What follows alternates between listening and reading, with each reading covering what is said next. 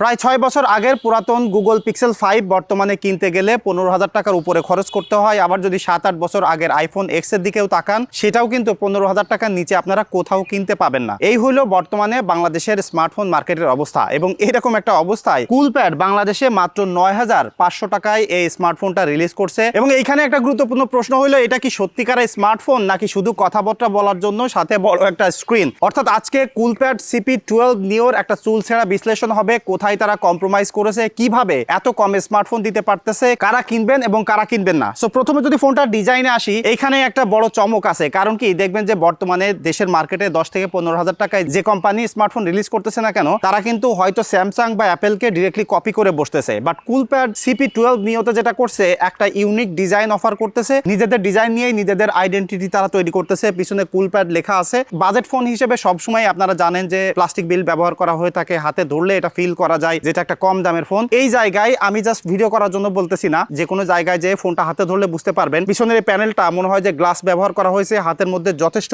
Premium, comfortable অবশ্যই আপনি feel করতে পারবেন। এবং ক্যামেরার পোর্শনে এটা ভিতর থেকে একটা গ্রাফিক্স তারা প্রোভাইড করছে, যেটা দেখলে একটা মনে হয় যে টেক্সচার ফিনিশ আছে, বাট হাতে ধরলে আপনি বুঝতে পারবেন এটা ভিতর থেকে একটা গ্রাফিক্স করা। তবে ডিজাইনের ব্যাপারটা আমি বলবো, তারা যেটা করছে যে ইউনিক একটা ডিজাইন করছে, মানে নিজস্ব আইডেন্টিটি ক্রিয়েট করছে। এটা কিন্তু আরো বেশ কয়েকটা কালারেও আপনারা কিনতে পারবেন। তো ডিজাইনটা আপনাদের কেমন লাগলো অবশ্যই একটু কমেন্ট করে জানাতে পারেন। তবে পোর্টস অ্যান্ড বাটনের জায়গায় তারা কোনো প্রকার কম্প্রোমাইজ দেয়নি। বিশেষ করে ডান পাশে উপরে ভলিউম বাটন এবং এখানে যে পাওয়ার বাটনটা রয়েছে সেটার সাথে এমবেডেড ফিঙ্গারপ্রিন্ট রয়েছে। নিচে এখানে একটা স্পিকার কাট আউট দেখতে পাচ্ছেন, টাইপ সি চার্জিং পোর্ট রয়েছে যেটাতে ফাস্ট চার্জ সাপোর্ট করে। এবং এখানে কিন্তু ডেডিকেটেড হেডফোন জ্যাকটা রয়েছে। আর বাম পাশে এখানে একটা সিম স্লট রয়েছে, যেখানে একসাথে দুইটা সিম কার্ড এবং মাইক্রো এসডি কার্ড লাগাইতে পারবেন। তবে বাজেট সেগমেন্টের ফোন হিসেবে যে জায়গা আপনাকে পুষিয়ে দিচ্ছে সেটা হলো এটার 6.56 ইঞ্চের একটা IPS LCD ডিসপ্লে। যে ডিসপ্লেটা আপনি ব্যবহার করতে গেলে আউটডোরে মোটামুটি ভিজিবিলিটি পাবেন, তবে একদম ক্লিয়ারিটি নাই। কারণ এখানে 450 পর্যন্ত পিক ব্রাইটনেস যাইতে পারে, যেটা মোটামুটি ইনডোর কন্ডিশনে ব্যবহার করার জন্য পারফেক্ট। এবং এই বাজেটে যারা ফোন কিনবেন তাদের জন্য মেইনলি যে জিনিসটা দরকার, একটা ক্লিয়ার ডিসপ্লে দরকার, যেখানে মুভি টুভি দেখতে গেলে ভালো লাগবে, এবং বড় সড়ো ডিসপ্লে দরকার, সেটাই কিন্তু এখানে আছে। এবং এখানে 120 হার্জের রিফ্রেশ রেট রয়েছে, যেটা শুধুমাত্র খাতা কলমে না। আমার কাছে মনে হইলো যে বাজেট সেগমেন্টের ফোন হিসেবে আমরা সবসময় দেখি যে 144 হার্জ, 90 হার্জ, 120 হার্জের রিফ্রেশ রেটের ডিসপ্লে দিয়ে রাখে, সেটার অ্যাকচুয়াল পটেনশিয়ালিটি নাই। তবে সেই জায়গা থেকে এটা আমার কাছে যথেষ্ট স্মুথ মনে হয়েছে। অর্থাৎ এই বাজেটে যারা ফোন কেনেন, বিশেষ করে দেখা যায় যে সোশ্যাল মিডিয়া ব্রাউজ করেন, ভিডিও কলে কথাবার্তা বলেন, হালকা পাতলা স্ক্রোলিং করেন, সেটার জন্য ডিসপ্লেটা যথেষ্ট ক্যাপাবল আছে। টিয়ার ড্রপ নচটা নিয়েও কোনো প্রকার কমপ্লেন আমি করতেছি না। এই বাজেট সেগমেন্ট হিসেবে যথেষ্ট বিগার কালারফুল একটা ডিসপ্লে তারা প্রোভাইড করছে। তবে অবভিয়াসলি এই জায়গায় যদি ব্রাইটনেসটা হালকা আরেকটু বেশি হইতো, তাহলে আমি বলবো যে এখানে কমপ্লেন করার কোনো সুযোগ ছিল না। এখন এখানে আপনারা অনেকেই কমপ্লেন করতে পারেন যে এটার কি প্রসেসর দিয়েছে, এবং আমি যদি এখন প্রসেসরের কথা বলি তাহলে আপনারা অনেকেই বিরক্ত হইতে পারেন। বাট একটা রিয়ালিটি আপনাদেরকে বলি, এই বাজেটে যারা ফোন কেনে তারা প্রসেসর দেখে না, তারা দেখে ডিসপ্লেটা কত বড় আছে, সাউন্ড কোয়ালিটি কেমন এবং ডিজাইনটা কেমন। সেই জায়গা থেকে আমি বলবো যে এখানে তারা ইউনিএসএসির একটা প্রসেসর ব্যবহার করছে অক্টা কোরের, যার সাথে 4GB র্যাম রয়েছে এবং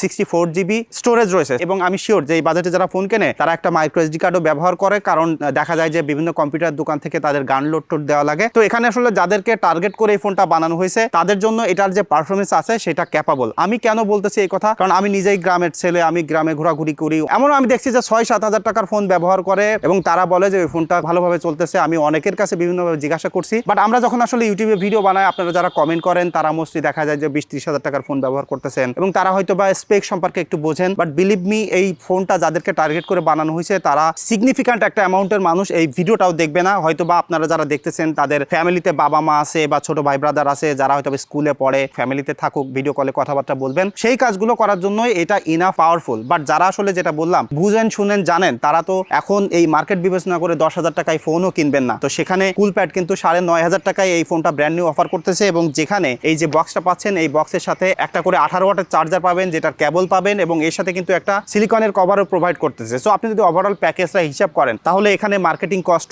বাদ দিয়ে অ্যাকচুয়াল ম্যানুফ্যাকচারিং জন্য ফোনটাতে আসলে কত টাকায় বা বেঁচে ছিল। এবং আপনাকে একটা জিনিস রিয়ালিটি মেনে নিতে হবে, আমাদের দেশে এখনো অসংখ্য মানুষ আছে যারা ফিচার ফোন ব্যবহার করে, মানে বাটন ফোন ব্যবহার করে। এবং সেই জায়গায় আমি মনে করি যে আমাদের দেশে এরকম আরো 5-6 হাজার, 7 হাজার, 8 হাজার, 9 হাজার টাকায় আরো ফোন আসা দরকার। যারা আসলে ফিচার ফোনগুলো ব্যবহার করতেছে সেই মানুষগুলো যদি আস্তে আস্তে স্মার্টফোনে শিফট হতে পারে তাহলে কিন্তু আমাদের জন্য হেল্পফুল হবে। যদিও অনেক বেশি টেকনিক্যাল অ্যাসপেক্ট থেকে বাইরে হয়ে কথাবার্তা বললাম, তবে আমার মনে হয় যে এটা একটা রিয়ালিটি চেক। এই ফোনটাতে যে ক্যামেরা ব্যবহার করা হয়েছে, বিশেষ করে পিছনে 13 মেগাপিক্সেলের মেইন সেন্সর, সেটা দিয়ে পোর্ট্রেট ছবি তুলতে পারবেন, নর্মাল ছবি তুলতে পারবেন। এবং আমি দেখলাম এখানে প্রো মোডও দিয়ে দিয়েছে। নর্মালি ছবি তুলতে গেলে আপনার পোর্ট্রেটের ছবি আমি দেখলাম যথেষ্ট ভালোই আছে। বাজেট সেগমেন্ট হিসেবে যতটুকু যা দরকার ছিল 13 মেগাপিক্সেল মেগাপিক্সেল সেন্সর হিসেবে যথেষ্ট ভালোই রেজাল্ট আমাকে প্রোভাইড করছে, মানে আমার এক্সপেকটেশনের থেকেও বেটার আমি পেয়েছি। 5 মেগাপিক্সেলের যে সেলফি ক্যামেরা আছে সেটা দিয়েও সব ধরনের ফিচার, সব ধরনের ছবি আপনি তুলতে পারবেন এবং এখানে ভিডিও কল টল করার জন্য এটা ভালোই আছে। আমি এটা দিয়ে ভিডিও কলে প্রায় 1 ঘন্টার উপরে কথাবার্তা বলছি চেক করার জন্য। তো আমি বলতে পারি যে ক্যামেরা পারফরমেন্স এবং সব মিলিয়ে একটা ভালো সাপোর্ট আপনারা পেয়ে যাবেন এবং এখানে ফুল এইচডি পর্যন্ত ভিডিও করতে পারবেন। তবে ভাই এই বাজেটে ফোন কিনে আপনি তো ভিডিও করতে পারতেছেন, এটাই বড় একটা ব্যাপার। মানে একদম ব্যাপারটা নাই তা নয়, ভিডিও স্যাম্পল দেখেন, আপনারা দেখে কেমন লাগবে সেটা বুঝতেই পারবেন। এবং এখানে কিন্তু 5000 মিলি অ্যাম্পের একটা ব্যাটারি তারা প্রোভাইড করছে, যেটা কিন্তু এই বাজেটের ফোনের জন্য খুবই গুরুত্বপূর্ণ।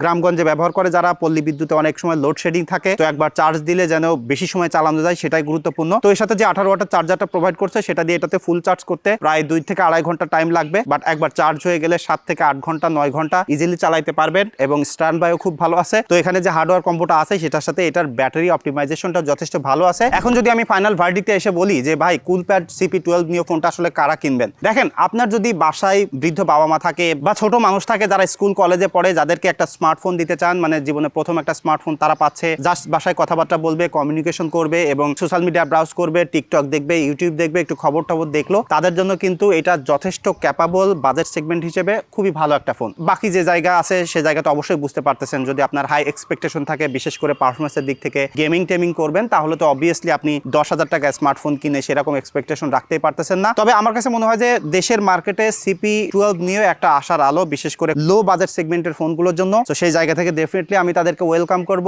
আর সেই সাথে আরো বেশি বেশি করে মডেল রিলিজ করবে যেন বিভিন্ন ধরনের ভ্যারাইটি থাকে, বিভিন্ন ধরনের আসলে কাস্টমারকে টার্গেট করা যায়। সো এটা ছিল মূলত আমার CP12 নিয়ে পার্সোনাল ওপিনিয়ন। যদি কোনো আপনার মতামত থাকে অবশ্যই কমেন্ট করে জানাতে পারেন। দেখা হচ্ছে পরবর্তী ভিডিওতে। ধন্যবাদ সবাইকে।